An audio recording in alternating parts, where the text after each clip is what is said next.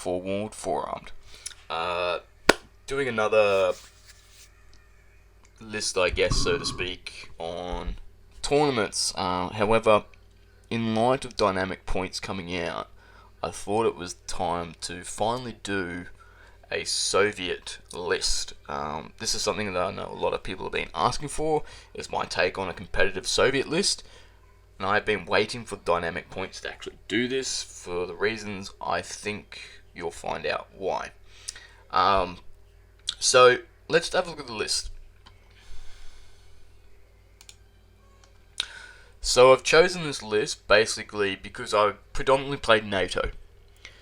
But at the same time, this is great for a player who plays predominantly NATO, looking to get into a Soviet force, not just on the cheap, but also an elite force that they can use, play with, not have to worry about too many differences in regards to skill issues on the field in regards to their skill, because it's very much the same. They're skill 3+, very similar to most NATO forces with the skill 3+ as well, and they're also to force to hit. So I think that's one of the things to take from this force, is if you're going from NATO to Soviets, this is very much good force to get into and play. For that reason, I've chosen an Afghan Air Assault Battalion. Pretty much everything you can fit into that for the points given. And then I've taken the T-80s Shock Battalion as well. The reason for taking the T-80s is because, why not? Especially with dynamic points, you get such a discount on them now that you save up to 16 points for taking 6, rather than trying to fit 5 within that. So now I've got 7 T-80s that are hit on 4s and skill +3. Yes, their rate of fire is not the best, but for what they do, the ability to assault with these bad boys is great. They're good at soaking up fire, allowing other things to do the job. I've also gone with dual Nona-S for this list. I cannot state how effective dual Nona-S are with a proper BMD OP. When you look at Soviet artillery over the top as a whole, Nona-S hand down with a BMD OP are so much more effective. You know you're at least guaranteed to either range in on a 4 with that OP, compared to ranging in on a 5 or a 6 regularly with other Soviet forms of artillery. And I think for that reason, with this list, ranging in with a BMD is very crucial, and having dual Nona-S to range in is great, especially for your smoke. You know that you're going to at least be guaranteed to range in and get your smoke when you need it. And I think that's very crucial to a Soviet player, because it takes up that pre-deployment issue of trying to figure out where you want to place your ranged in markers to say, I want these to be here, so that way I can lay in smoke turn 1 or turn 2. This now effectively gives you the ability to lay down smoke when you require it, but it also allows you to re-range in on moving targets similar to NATO infantry that are going to constantly want to move and use their skill to dig in every turn. So that's the reasons for those picks. Another reason why I've chosen the Afghan over a BMD platoon is it's 24 points for a full BMP 3 company. Yes, you can take those back down to BMP 2s, but for those points, I get basically a whole bunch of BMD 2s, which is basically the 2 platoons plus the HQ for the same amount of points. Plus, I also upgraded my RPGs, and I've upgraded to BMD 2s. That's the main reason. If the BMP 3s were to also receive a bit of a discount in regards to this with dynamic points, if they were perhaps maybe 20 points or 21 points, very similar to the T-80s in that retrospect, I probably would have taken them over the BMDs.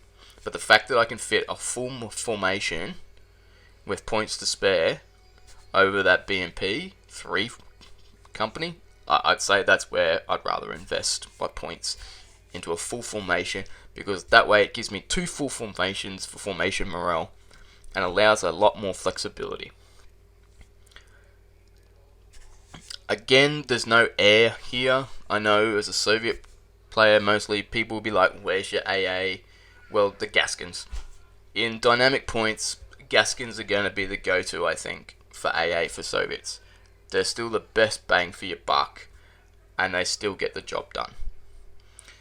in regards to the air itself, I think Su-22 fitters will probably be the mainstay, equipped with missiles. Better value for money over the Su-25s. Just for that flexibility, plus you can also go, do I want to equip them with missiles, or do I want to try and bomb something? But I think when it comes down to the costs, it's cheaper to run the Su-22s rather than the 25s. That also leads into Hinds. With the Hind cost going up, it's sort of like puts it in that realm, very similar to NATO helicopters. And I think a lot of Soviet players use Hinds as a crutch. I think if we can get away from using Hinds as a crutch as a Soviet player by trying to broaden our horizon instead of going, yep, I instantly take Hinds, I instantly take Su-25s to deal with things. It's like, well, let's get away from that mentality, because that's just staying in our lane instead of trying something different, and dynamic points is all about trying something different. But if you had to, I'd probably stick with the regular Hinds in that regard. I'd probably try to find some points there, and I would only do that if I was taking a single formation. When playing this, it plays very much similar to a NATO list in the fact that the majority of your force is skill 3, force to hit. It means you can either move with confidence, you can dig in with confidence. Not to mention, you've also got those really great soft stats for Soviets where you have your rally and your remount, which is also great. So this couples very nicely for someone who's either A, starting out as a Soviet player, who just wants a nice force they can paint up, spend some time and learn how to play Soviets. And again, for a NATO player looking to branch into Soviets, I think this is a great force for that. If we were to go back to not using dynamic points, I think competitive list wise, you'd be looking at either T55 spam or BTR spam or BMP 1-2 spam. There's no doubt in my mind that if you're looking beyond dynamic points, you'd be looking automatically at those, because they're tried, they're tested, and they're proven. There's no point branching out from those three when you know that they've always been effective and constantly perform well at tournaments across the world. So, thank you once again. That is my take on a Soviet list using dynamic points. I hope you get some of the ideas of what I've tried to create here. Do test it out, play for yourself. I know I've had a lot of fun creating this list, and until next time, good hunting.